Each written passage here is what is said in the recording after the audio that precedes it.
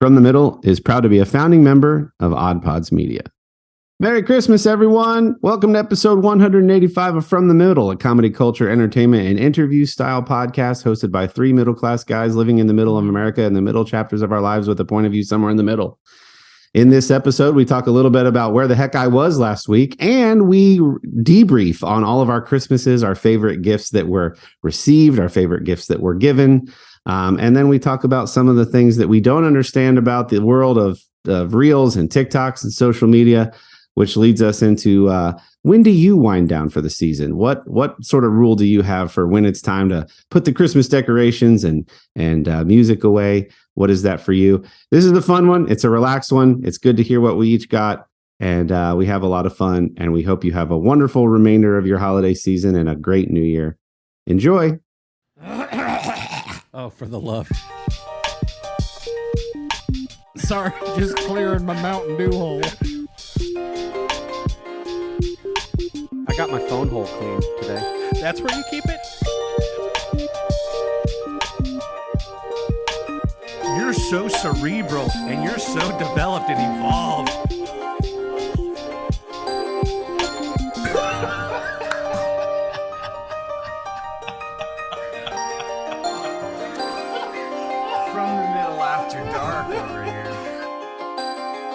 Merry Christmas, everybody.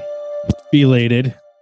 We're in the in-between week between the Christmas and the New Year's. And for a lot of people, that means traveling around and running around and seeing extended family and catching up with Christmases with them and doing all sorts of things. For my family, it means just basically back to work.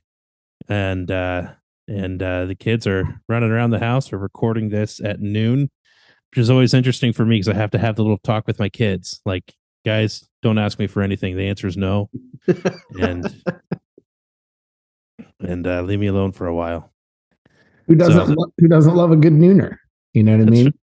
This a little nooner episode. Corey, welcome back. I'm sure you don't need to listen to last week. We lamented how much we missed you. Yeah, I heard a few jokes at my expense. No, they weren't expensive at all. They were cheap. Yeah.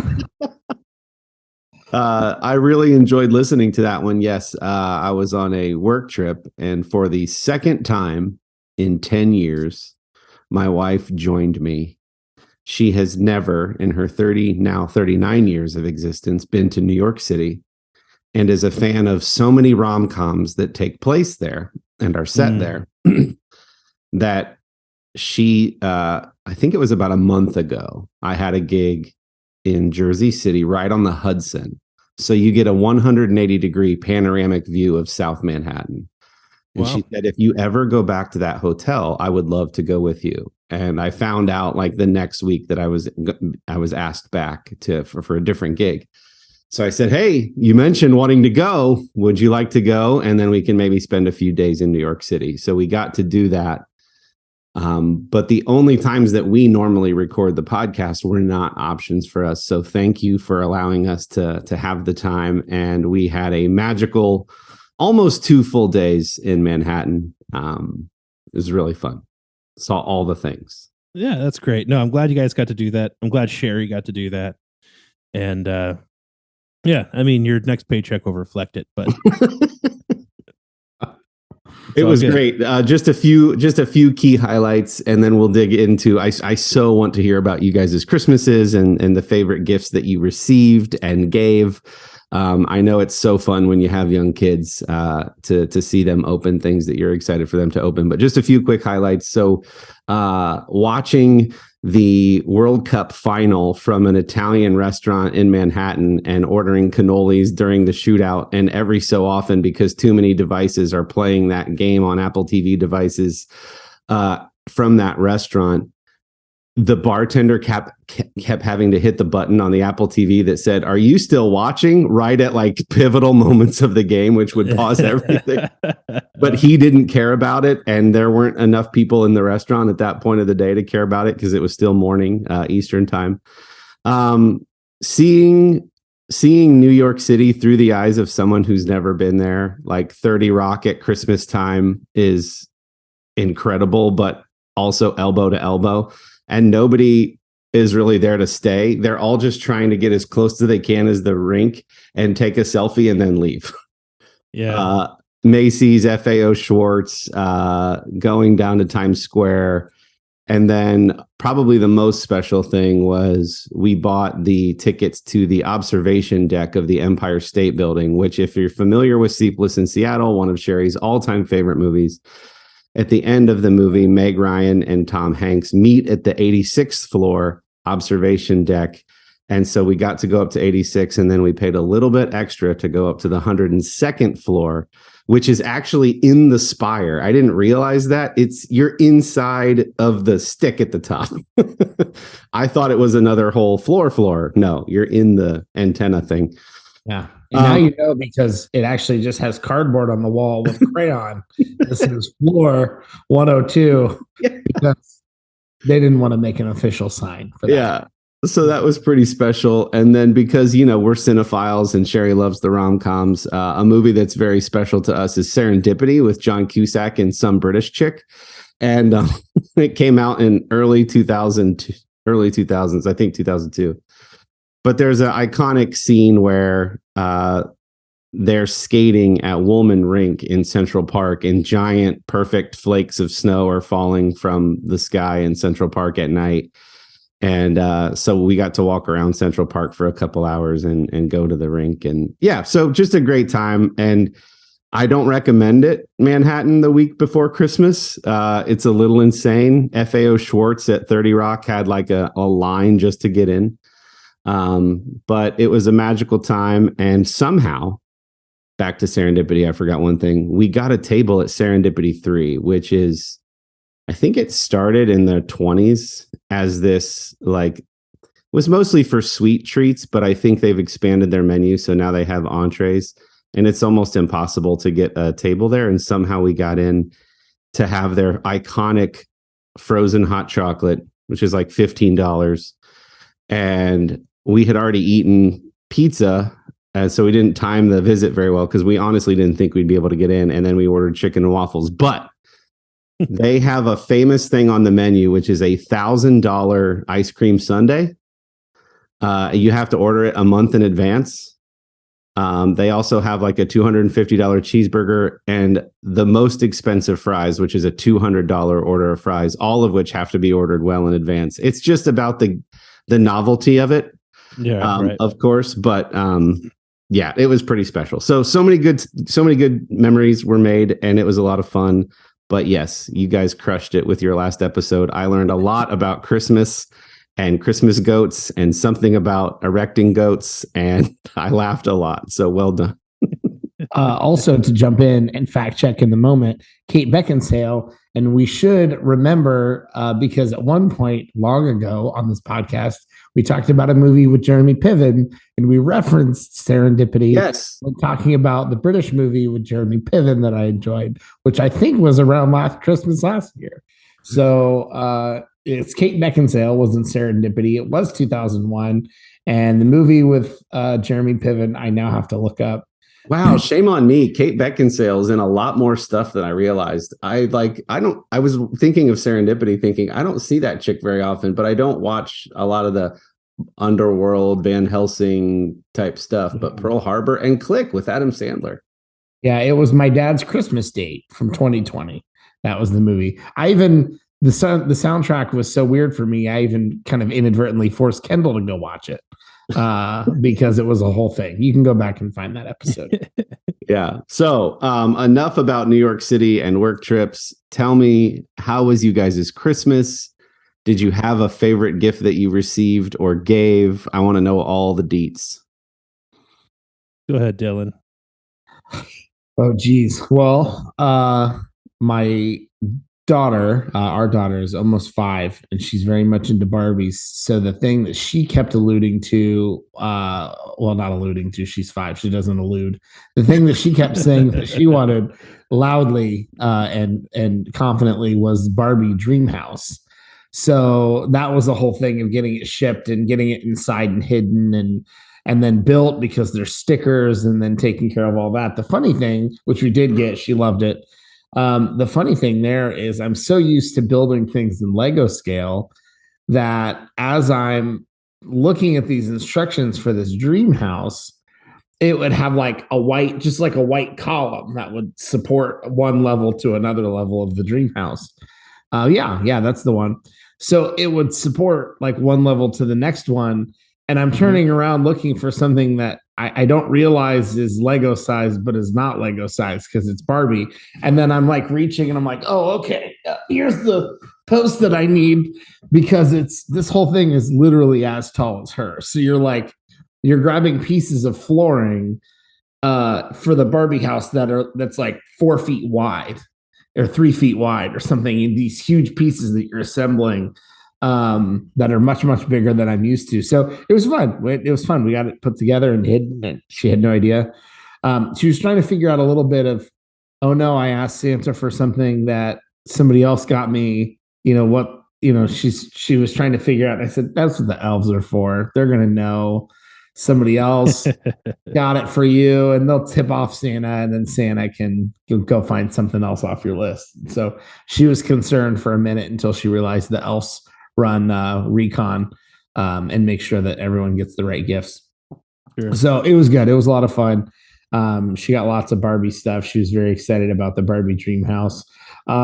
We got a house this year and a new furnace in December, and I got a smart thermostat. So that was the thing. There you go. Being the old man that I am, that was the thing that I was most excited about into running in tandem with our new furnace. So that's good. Got a little bit of Lego, always a fun thing. And no complaints. Very excited. I think there's going to be a theme here. Do you guys think that the shift, but because we're all big kids in many ways, right? Like, is the shift of the gifts that you get excited about marriage? Is it home ownership? We have a couple in the extended family that are both. We've got one set of cousins that's new homeowners and one that just got married. And your gifts change. Like before that, you can still justify asking for childish things like video games and Lego sets. And you can still ask for them when you're a homeowner and married, obviously, because, but like you don't necessarily always get excited about those things, but you know that you need them and you know that they're going to make your lifestyle better. When is that shift, or when was that shift for you guys, do you think? I think for me, it's home ownership, because it's like, you could get like the normal thermostat, or you could get the really cool one, right? Yeah. And so there is still something there to be excited about. There is something that feels gifty about that, of getting the cool thermostat. Yeah, it's just cool in a different way than like Ninja Turtle action figures, right? Like you're excited because of, well, some people are, not everyone. Some people get excited because of the techiness or gadgetiness of the thing. And I think there's so many more options than just buying dad socks and ties and buying mom a bathrobe and Bath and Body Works. There's so many more things out there that people can want that are that kind of thing, or fun kind of things that it still seems cool. Like now I'm like, cool, I have my first, take away the video games, take away the Apple TV, I have my first smart home product. Yeah. Now, what other smart home products? Yeah. Be fun. Like now I kind of want a doorbell. Gonna get that ball rolling now, boy. Yeah. Now I kind of want like the doorbell camera microphone that I can talk to. I think that would be fun, And so, yeah, I think home ownership certainly helps kick that off. You're going to have smart toilet flushers before you know it. Yeah, I distinctly remember a phase feeling guilty still asking for the childish things rather, when I was married and a homeowner. I didn't have proper tools and I was still asking for Lego sets. And I was like, maybe I should grow up and ask for some tools. But, sometimes practical gifts aren't as fun, and sometimes they're very, very, very fun. I think that's all about the gift giver, right? Like some people really, really wouldn't want to give you something and then you just spend it or use it all on something practical. Like some people will say, hey, I didn't want to give you cash because I didn't want you to just go pay a bill with it, right? So here's a gift card to Lego because I want you to go do something fun with it. And some people are like, Dylan, you're almost 40, grow up, here's some tools, go fix something. And so, like I think there's both of those kind of gift givers, the very serious and then the very silly. And so it depends on who you're getting stuff from. That's very true. And you guys know Sherry's birthday is the 23rd. And she always legitimately wants practical things. But some people in her life do not want to give her what she asked for that's practical. They want her to pamper herself or to care for herself or have a little treat. To her, the treat is the 4 plastic cereal organizers with the chalkboard labels that you can put on them. That is what she wants. But they're like, no, I demand you tell me something else. Yeah. Yeah. To me, the smart thermostat was actually a fun gift. Like I was excited to not have the old crappy Honeywell thing that I can barely read. That's like the background is gray and the letters are light gray. And I'm trying to like discern what the difference is between all of these like lights that are meaningless. Now I can just say, hey, Siri, turn up my thermostat, which she's actually doing right now. But anyways, way more fun. Kendall, how about you, man? What'd you get? What'd you give? How was your Christmas? I know you're a huge fan of the day. I'm a big fan of the whole aura around Christmas. And so for me, like my wife and I, we're no longer huge into like getting fancy gifts for one another. For the most part, we just kind of like buy what we need or want, like, and that includes a lot of the practical stuff. Like if I need a tool, like I just go to the store and buy the tool, right? But so I got one thing that really excited me therefore was we've talked about how British baked beans and American baked beans are not the same baked beans.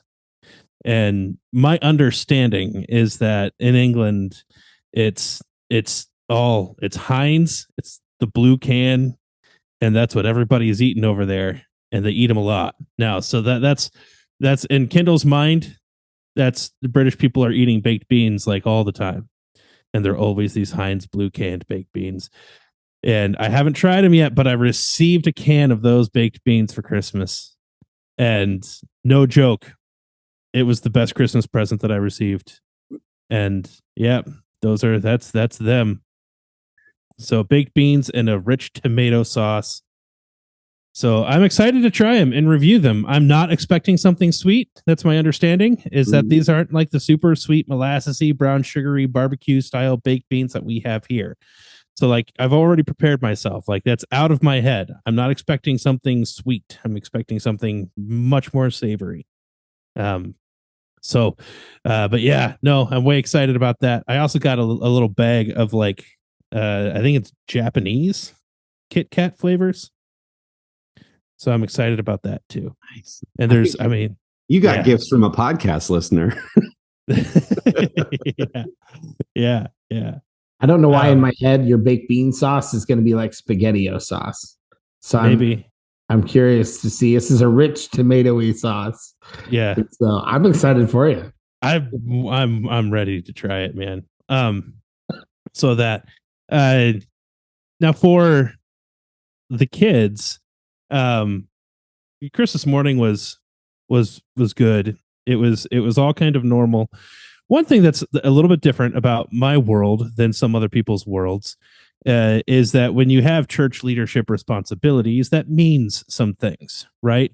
That means that my family, like, we don't go places on weekends. We just don't. Like, we haven't had a weekend trip since Amy and I have been married. Like, and then for me, it's been before that. Like, it just doesn't happen. Mm-hmm. We do our trips other times. And so, like, my family is so incredibly kind and gracious, and like they have a stick-to-itiveness along with me. They're supporting me in church leadership and stuff, because what that means for them is like they're the family that doesn't get to go places on weekends, and we can't do anything late on a Saturday because we're all getting up early on Sunday. And for the most part, that's who we are as a family. It's not for all families, but for our family, that's what that means. And so as church leadership, you come up on Christmas on the weird years where Christmas falls on a Sunday, and you have to make a decision. Now, as a church, we have done that both ways. We have had normal worship gathering on Sunday morning on Christmas Day. We have also not gathered at all on Christmas Day. We've done it both ways. My own personal opinion on that is like, I mean, don't pressure people into coming. We don't pressure people into coming, but make sure they know that like we get it if you're not there.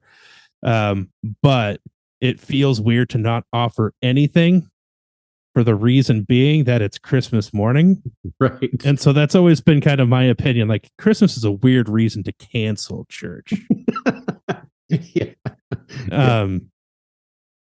And so we gathered, and there weren't very many people there. We weren't expecting many people there, and it was we did it way differently. There was no sound system or amplification. We were just all on the floor sitting in around and sang some Christmas carols to each other, like and pastor like gave what felt like a youth group kind of talk about Christmas, and there was activities and Q&A involved and stuff.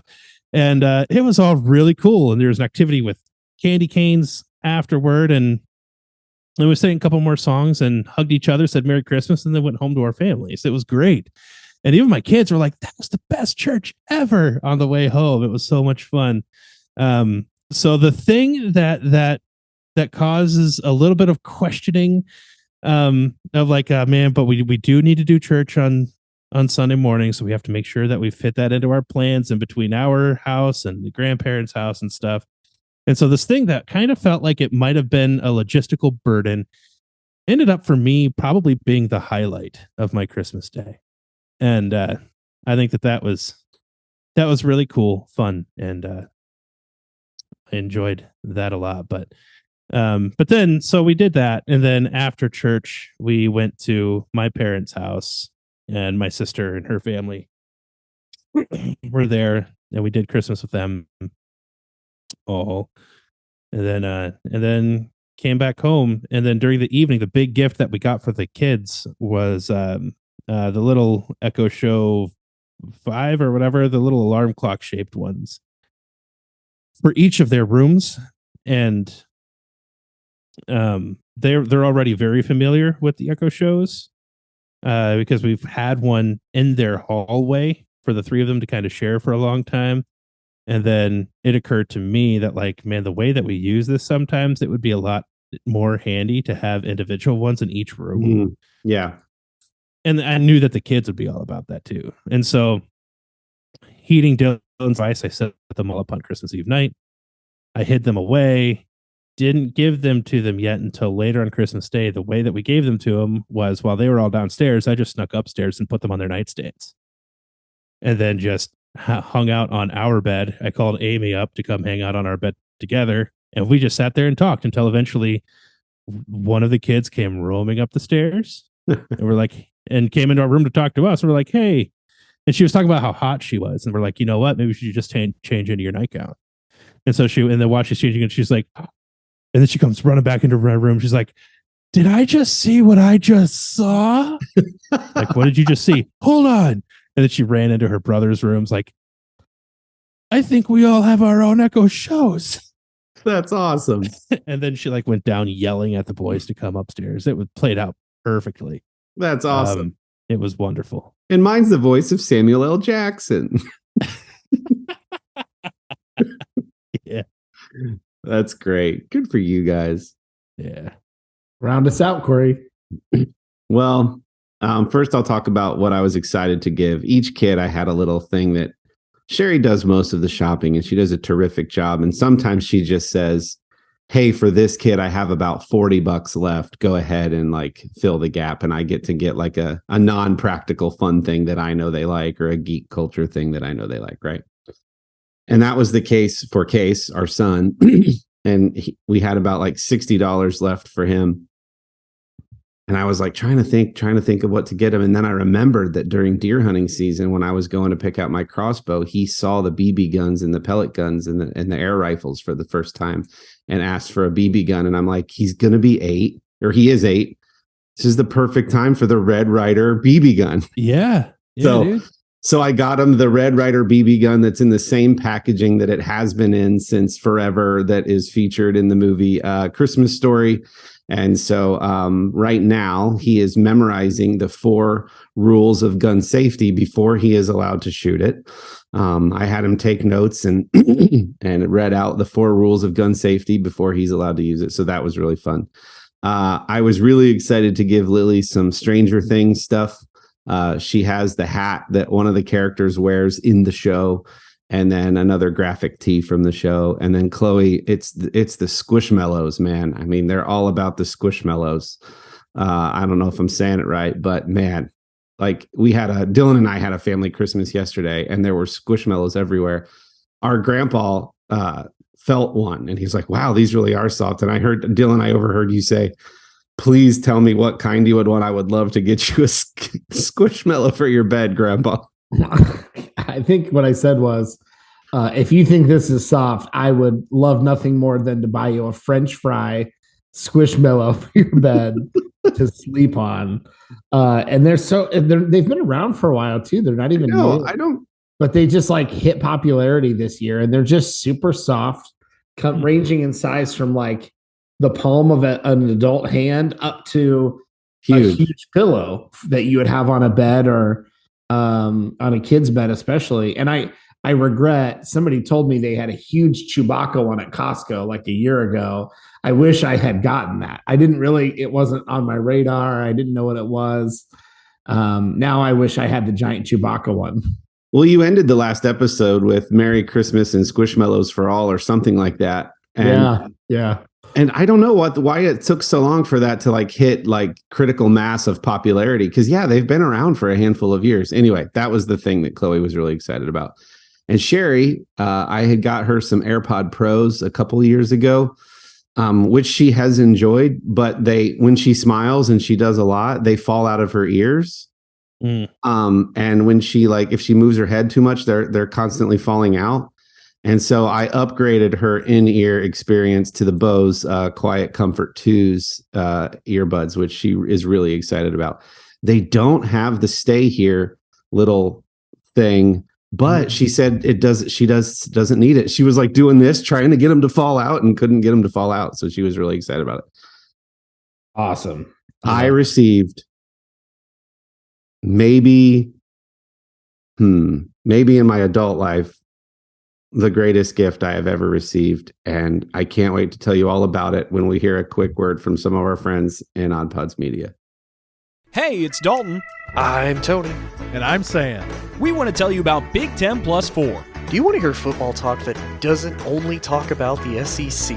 Are you tired of always hearing about how the Big Ten doesn't perform in the Big Dance? Then we're the show for you. You can catch us each week live on the ASAP network.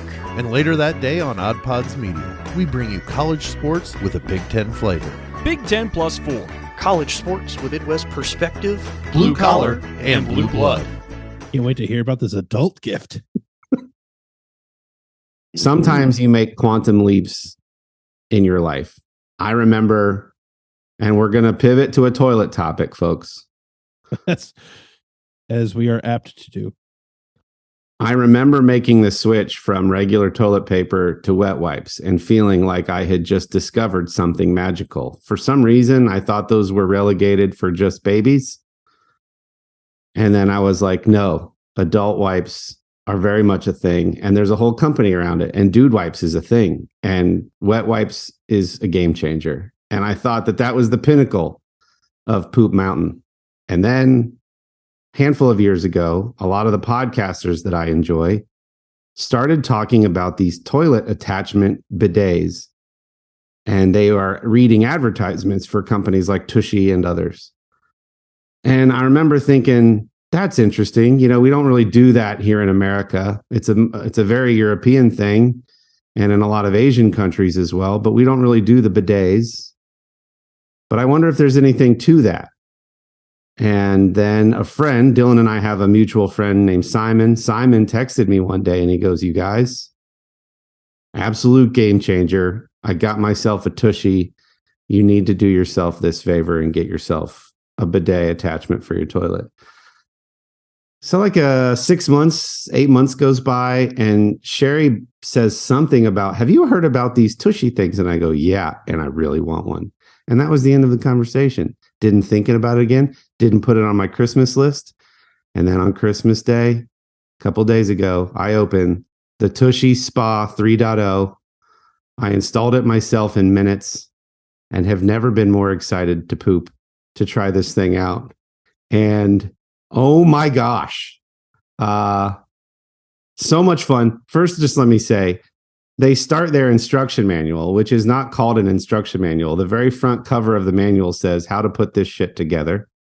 Mm-hmm. And then you open it up and it links you to a Spotify playlist that they encourage you to play.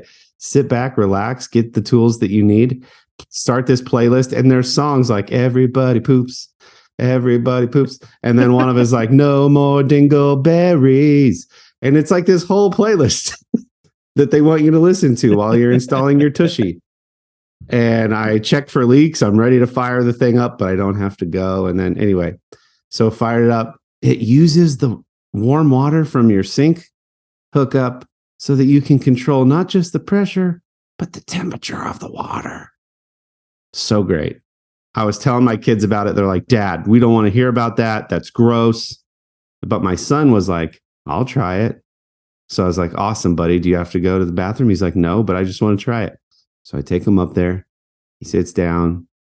I put it on about a third pressure and nothing happens. When I realized there's like a point on the dial where it won't do what it needs to do until you turn it up to a pressure high enough that it can actually not work if it's too low. So I thought something was wrong, or he was just too small for it to reach properly. He goes back downstairs. Sherry's like, well, what'd you think, buddy? He's like, I didn't feel anything. Sherry goes, well, you have to turn it up to at least halfway. So his eyes got big and he's like, I'll try again. So we go back upstairs. He pulls down his pants again. He sits down. I turn it to halfway. He goes, oh, I feel it now. He goes, it feels so weird. And I like it. So then later that day, we had just finished dinner and I tell Sherry, I have to poop again. I have to poop again. I was so excited. I was telling all my family that would hear me out about it yesterday. And then I got wise and thought, because it takes a little bit for the hot water to get up to our master bathroom.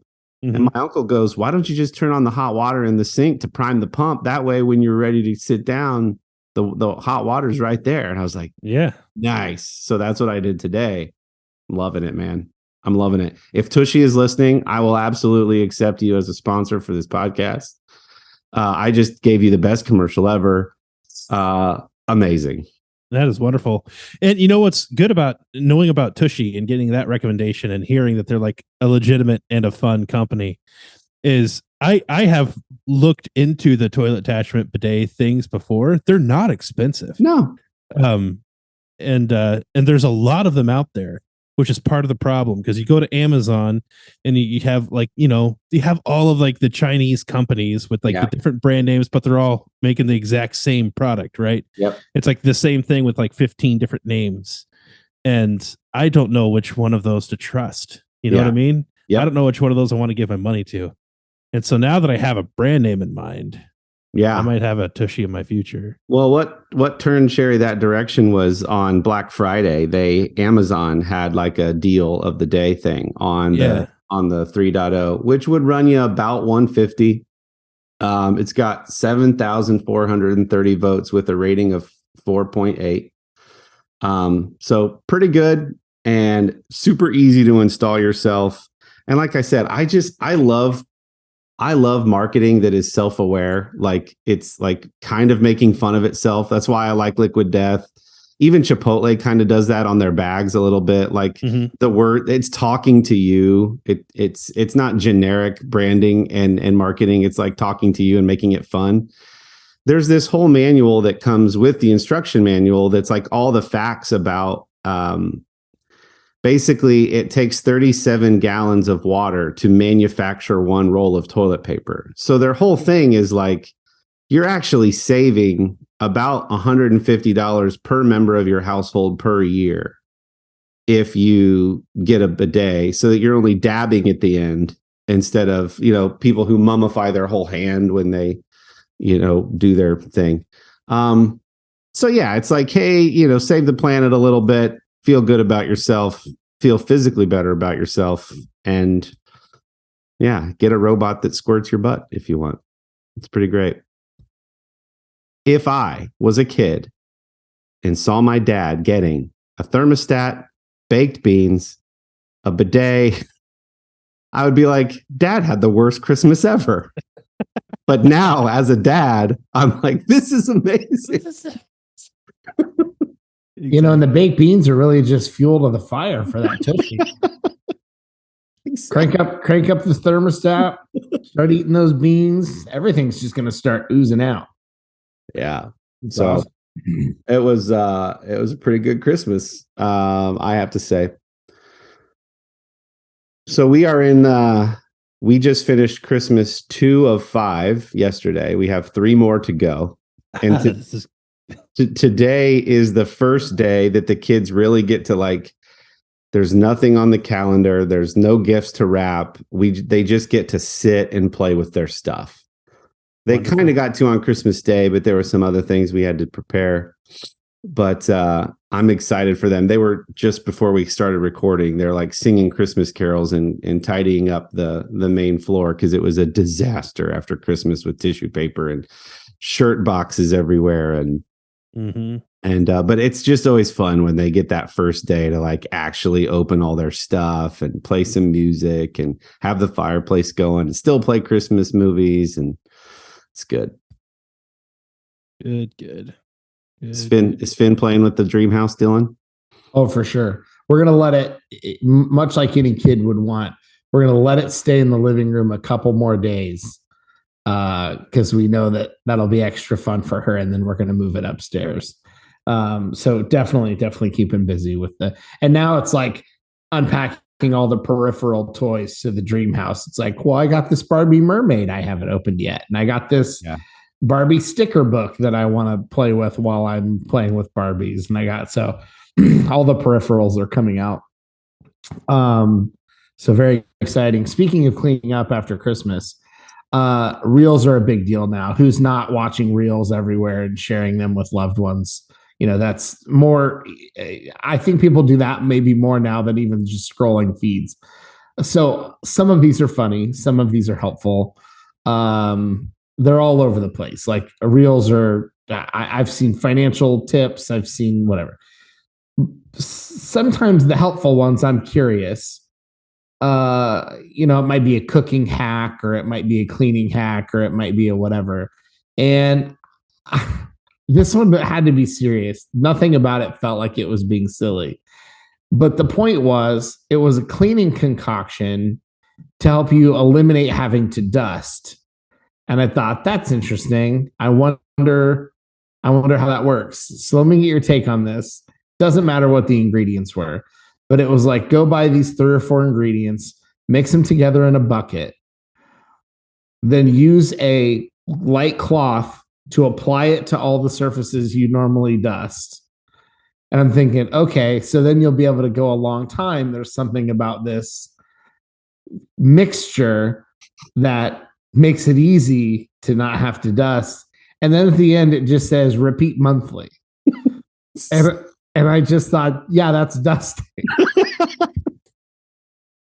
If you're going to make the concoction, if you're going to go through the process of making a concoction of cleaner juice and then wipe it all over everything with the towel, just dust it. I don't know. Yeah. That reel was basically make your own pledge and repeat monthly. I don't remember the kid's name. I don't remember the kid's name that watches videos and then just gestures. Whatever. But it was that, and I want him to watch it and then just gesture to a Swiffer at the end, because that's what it was. And so I don't know. The whole reel thing is, most of them are really funny. Some of them are legitimately helpful. There's the one that's what's something that you saw that has now become an unconscious standard for how you do things or whatever. And I've changed how I cut peppers. And because it's legitimately helpful. And then other ones, that one was just, the repeat monthly right at the end just got me. I don't know. I don't dust that much, let alone now I would have to do this more with more work on the front end than dusting. So Yeah, Kendall introduced us to that guy. His name's Cabby Lame or Cabby Lame. He makes fun of the life hack videos. Lily was telling me the other day that her and her classmates were talking about they can legally get around any ramification of their recommendations by saying things like, and if all you do is apply this concoction, and then they gesture, but they're not actually saying the phrase, and then you'll never have to do X again. So they'll say, don't you hate it when blah? Well, if you make this, and then it reveals the result of the hack, but they're never actually saying, and then this thing will happen. And that's how they get around anybody ever coming back on them with their, some of those are stupid. And they take longer. I mean, well, if they're not selling a product, then I mean, there's no law to be applied anyway. That's the thing. I could understand if some hack cleaning company was trying to get you to buy their crap, because then I would have just said, oh, this no-name cleaning product company is just trying to get me to buy their garbage to like clean my house. And I would have dismissed it. This was somebody actually presenting this like a hack. Like, do you want to know the easiest way to feed yourself? Buy food and then eat it. Boom. Repeat daily. Repeat daily, sometimes even 3 times a day as needed. Like, yes, that's eating. I understand. This was like a person sharing this video. It made no sense to me. At least if it was like a thing, like buy Susan's cleaning products and you will never have to dust again, repeat monthly, and then I would have gone, oh, Susan wants me to buy her cleaning stuff. I don't know. Right. Yeah, no, it's confusing to me. There needs to be either more information or it's a troll. Like I do know of some YouTube accounts that that'll create shorts that are legitimately just trolling their viewers. Yes. And some of the viewers catch on to the fact that they're trolling and some of the viewers don't, and they get really mad. Yeah. So I know that kind of thing does happen. Yeah, maybe I'm the idiot and this was a trolling video. It didn't feel like it. I feel like I'm still young enough that I know when I'm being trolled and I don't, or wise enough. It's not about age. I feel like I'm still like wise enough to how people build social media videos and like tone but I don't know. This is the perfect segue in the arena of reels and videos that we don't understand, and perhaps it's an age breakdown. Oh, I don't even know where to start with this. There's a whole lane of videos going around Instagram and TikTok, and I'm not on TikTok, but some Instagram accounts just show their TikTok videos in Instagram. And it came to my knowledge that the girl I'm about to show you is if not this past year, in the last couple of years, was for that year the most popular TikToker. And the videos I'm about to show you were the most viral TikToks from the most famous TikToker. Mm-hmm. Her name is Bella Porch. I think it's Porch, Poacrh. She's Gen Zer. We've talked about Gen Zer before, and maybe this will lead into our year in review thing that we sometimes do at the end of the year, but I'm going to share the video. Sorry for those that are just listening, but Google this for yourself. Bella Porch, most popular TikTok, and you'll see what I'm about to share with the guys. I'm just going to play it.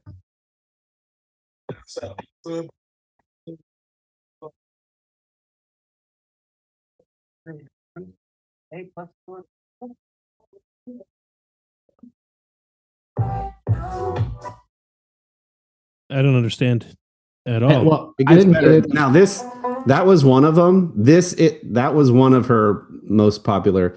This one that's now playing is the official most played TikTok of whatever year they were talking about. Here we go.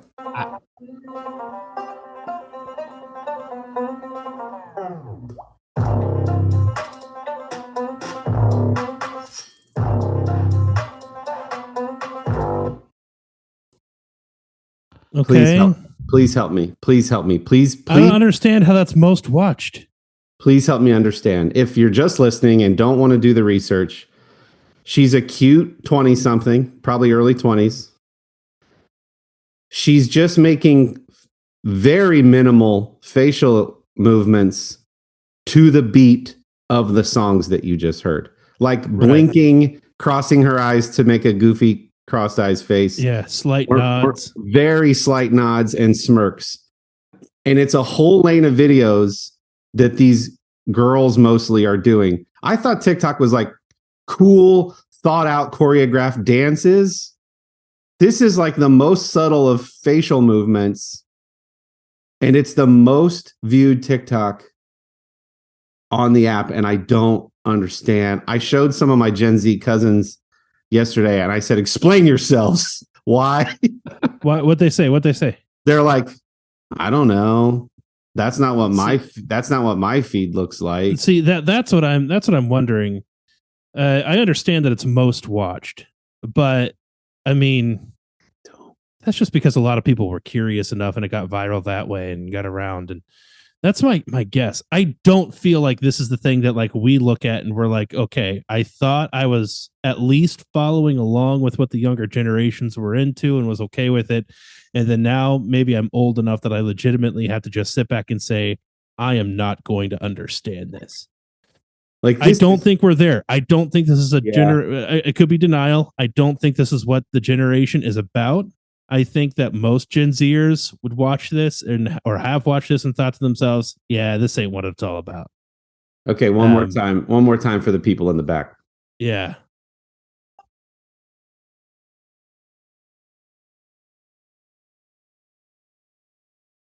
Well, I don't hear the thing.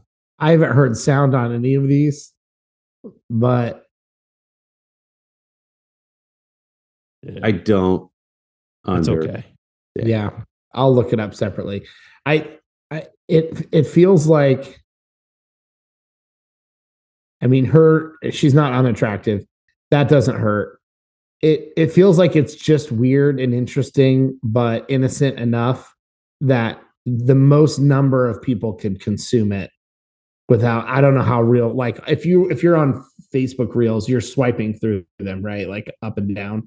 It feels like the least offensive thing that's a little bit interesting and different that the most number of people could watch. And I don't know that anyone gets it, but everyone gets it because it is what it is. Now, what helps it is people, and the whole thing about TikTok is try this dance for yourself. And then you do the same thing to the same song, which is hashtagged or is included as metadata in your video. So the sound helps you. If other people's are going to use that same sound, it'll like hyperlink back to your video because you had that same sound as well. So if people are then trying it for themselves and doing the little blinks and I feel like I'm losing my mind sometimes. It's so cringe to me. So if you're a Gen Zer, explain yourselves. I need to understand. One thing I did catch that is intended for the younger generation on Christmas Day, which I thought was actually really cute. I caught part of the Nickelodeon NFL Nickmas game. Did you guys happen to see even a little bit of that? No. I saw it was on. Is this where they kind of animate plays and stuff like that? Yeah, it was the first ever Nickmas game. It was the Broncos and the Rams. And they superimpose all kind of graphics and cute little animations onto the game. But what I thought was really endearing was the announcers even, I don't want to say they're talking down to, but they're like, they're commentating on the game in such a way that the most, if you've never seen football before in your life, they're explaining what a yellow flag is. And they're like making it really approachable to kids. Sure. And then when they score a touchdown, they superimpose these slime cannons in the end zone. Nice. And they just launch arches of slime onto all the players. Yeah. Which, of course, are not getting slimed. But then they'll do the same thing like the fan cam. They'll just find somebody in the audience and they've already got a 3D graphic of slime falling and then just falling on any random 3-dimensional head. And then they can put that on anybody. And then there was a Yeti hiding up at the top who threw snow on one whole deck of people. And I was like, this is just really cute. Like I like that. That's fun. Was fun.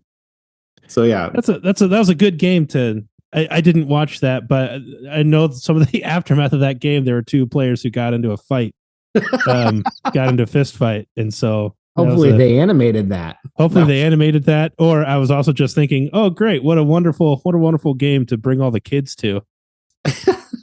Yeah. So then they even had like an AR Patrick, and the actor who does the voice of Patrick did a few play-by-play commentaries. It was really fun. So I've referenced this before. I found it on YouTube, but I think it had been done with Nickelodeon on highlights. I don't know if they had done it on live games before.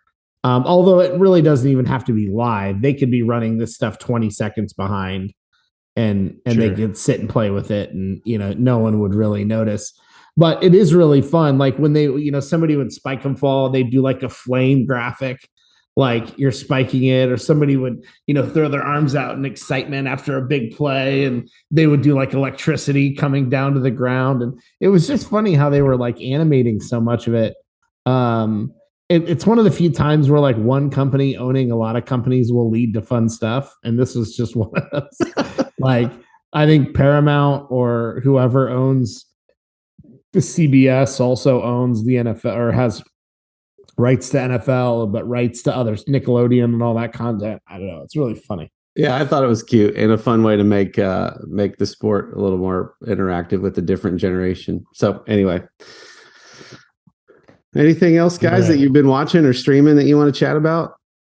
I can throw a few things out there. Obviously, the World Cup is over. Congratulations to Argentina and Messi. Obviously, I'm learning with most of the rest of the world, he had never had a World Cup. He had never won a World Cup. And so he's got like 1 billion trophies, and now one of those is a World Cup trophy.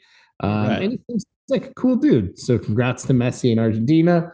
Everyone likes kind of making fun of France. So, whatever.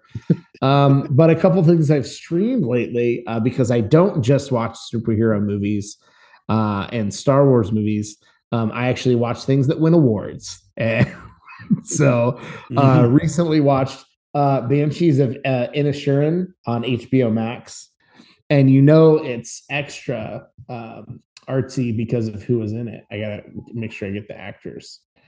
Colin Farrell was in it. Brendan Gleeson was in it. Barry Keoghan was in it. That one, it's like a dark comedy, mostly dark, not super comedy. Have you guys heard of it at all? No, I don't even know the premise. It sounds like a samurai movie. No, it's not at all. Two lifelong friends. This is Ireland in the early 20th century. Two lifelong friends find themselves at an impasse when one of them abruptly ends their relationship with alarming consequences for both of them. And I can say this without really giving anything away. Basically, Brendan Gleeson's character wants to be known for something more than just basically shooting the shit at the pub. And so he just tells Colin Farrell's character, I don't want to be your friend anymore because you're dull. And I want to do something. And Brendan Gleeson is a musician. And so that's the premise of the film. And you're sort of dealing with that in very dark, but some comedic ways. And it was, if you like watching something just really different every now and then, everyone that's in it, the whole cast, everyone's great. It's just weird enough that it's really interesting. Not something for kids. So don't have the kiddos around. But that one was really, really, really, I don't want to say fun even, but it was a unique experience for being something a little more silly. I don't want to say fun. It's not fun. It's not silly. But it does have some moments that are funny. You can just go ahead and check it out. Also watched All Quiet on the Western Front on Netflix. So good. It would be hard for a lot of people to go back and watch like the original All Quiet on the Western Front film now. That would be pretty old. This one was on Netflix. Banshees was on HBO Max. So most people have read or at least had summarized All Quiet on the Western Front. It's World War I. And it's sort of the foes of war, or the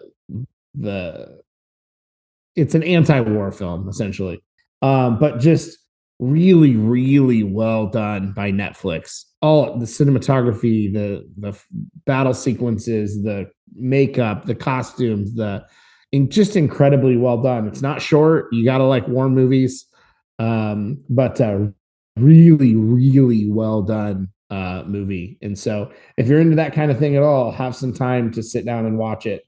I didn't know most of the cast. Um, a lot of the main cast are sort of younger. They're 16, 17. They joined up to go fight in the war. But Daniel Bruhl is in it. Daniel Bruhl has been in the Marvel Cinematic Universe for a lot of people that follow along with that. So really good though. If you've got the time and you're in those kind of movies, check it out for sure. I've been so interested to hear your review of that movie because our grandmother, our dad's mom, when I was little, she said, if there are two books I want you to read, one of them is All Quiet on the Western Front, and the other is The Screw Tape Letters by C.S. Lewis. And these were like heavy reading for an 8-year-old, but she's like, I want you to read these books. And so I promised her I would, and I read the entirety of Eric Maria Remarque's book, All Quiet on the Western Front. So I'm so excited that you said it was good because I've been wanting to see it, and I've still never seen 1917. So I think I want to watch those back to back. Yeah, I need to watch 1917 now. I was more excited for this one once I heard it was coming out, having not seen 1917 yet. But it does deviate slightly from the book, but not in any way that's meaningful or that the standard audience member would care about. Like they get slightly more into the armistice that ends the war as a way to break from the grayscale, muddy. Like it gives you a break from that, which was, I think, one of my sort of critiques of the plane, the one with planes. The whole movie is them on the beaches and the planes are dive bombing. Can't remember now. So the armistice shots sort of Dunkirk, yeah. There was no like break from the tension in that movie. And although the armistice talks are still tense, visually it changes it up. It's happening in a train car. It's bright and colorful in the train car while they're in there talking. And so it's very different than what you're experiencing outside of that. But it's very good. If you're into that kind of thing at all, definitely check it out. Banshees is weird and good. All Quiet on the Western Front is as good as somebody could put together a film adaptation. So definitely check those out. Well, 5 days ago, they added a new episode of Hot Ones with Will Ferrell. And if you've not seen Spirited on Apple TV Plus with he and Ryan Reynolds, it's very fun. It is a musical theater, romp. It's a silly take on A Christmas Carol, and it's a lot of fun. It's quickly becoming many people's, according to my feed, in their rotation of Christmas movies that they're going to watch each year. So, yeah. I think I said, how do you feel after the fact? I said, the movie's good. The music is really good. Oh, yeah, for sure. Like the soundtrack makes it for sure. People singing the songs all day yesterday at Family Christmas and a lot of fun, which leads me to a question that I'll ask you guys that Chloe asked her mom and I yesterday. Is there a point where you tell yourself, all right, that's enough of Christmas music and movies? When does that wind down for you personally? Is it January 1st? Sherry's answer was never. She could listen to Christmas music all year long. Is there a time when you're like, all right, it's time to get a fresh start and put the Christmas stuff away and movies away and stop listening to the music? When do you personally do that? What is the bar for that? How do you decide? When your last family Christmas is over? For some people, they have family Christmases still in the middle of January. So you might want to keep the spirit alive until that last family get-together is over. I think I don't feel like I've ever like made a decision to stop listening to Christmas music. I think it just kind of happens. Like one day I get in my car and there's not Christmas music playing and I'm okay with it. I don't have a rule, and I don't ever thinking to myself, and I don't remember ever thinking to myself, well, it's too late for this or anything like that. It's just kind of a natural, however it happens. Yeah, same. Like, I don't have. It's kind of like the same way that how friendships die. I don't have a rule, but if I had to pick a recurring theme of when it sort of around the New Year's Day bowls, is probably, I might still be playing Christmas music. We might have an extra Christmas, a week after Christmas. So it's not uncommon for me to maybe still be watching and listening to stuff. But around the New Year's Eve, New Year Day, college bowls is probably about where it ends up dropping off for me. Okay. Yeah. I think for me, it's usually whenever that last family Christmas is. Sherry's family always says, hey, we'll be the blessing. We'll be the family that's easy. We'll meet way after the holidays so that you all can enjoy because it's so hard with so many families and in-laws and step families. So, hey, let us just be the ones that are easy. We're relaxed about it. We don't mind. We don't mind if it's the middle of January. Whenever that last one's over, I'm usually itching to all right, guys, let's start. But the reason I say all that is if you want to still watch Spirited, even though Christmas is over, it's still fun. If you want to watch Will Ferrell on Hot Ones, it's still fun. Go check it out. We did watch Glass Onion, the sequel to the Knives Out movie, and really enjoyed that. That was good. Some people liked it better than the first. Some people prefer the first one.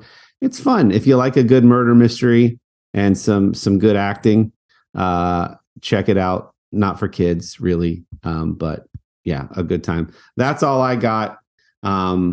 Other than some really quality beard products in my beard right now. I have the Restoration Beard Balm in my beard. It just smells amazing. You can get some for yourself if you go to artiusman.com. That's ARTIUSMAN.com.